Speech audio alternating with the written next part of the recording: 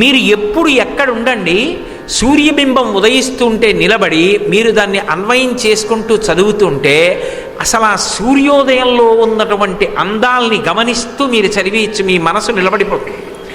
అలా బింబ దర్శనం చేస్తూ చదివినా అద్భుతమే, మనసులో బింబోదయ దర్శనం చేస్తూ చదివినా అద్భుతమే.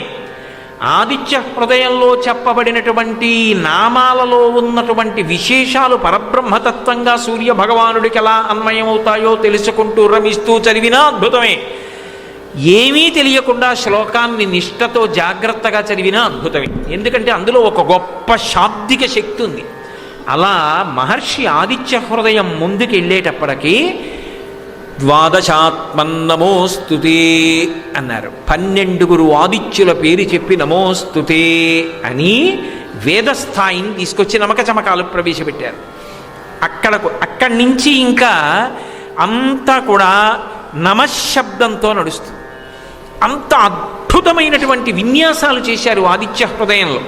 అందుకే అది శాబ్దిక శక్తి చేత మీరు చదువుతున్నప్పుడు కూడా మీకు తెలియకుండానే మీ మనసు దాన్ని పట్టుకుని రమిస్తుంది. ఇన్ని శక్తుల్ని తీసుకొచ్చి అందులోకి కలిపి ప్రవేశపెట్టారు మహర్షి. అందుకే ఆదిత్య హృదయం పుణ్యం సర్వశత్రు వినాశనం. ఇటువంటి ఆదిత్య హృదయం ఉందే, ఇది పరమ పుణ్యప్రదమైనటువంటిది. సర్వశత్రు వినాశనం, ఇది సమస్తమైనటువంటి శత్రువులను పోగొడుతుంది.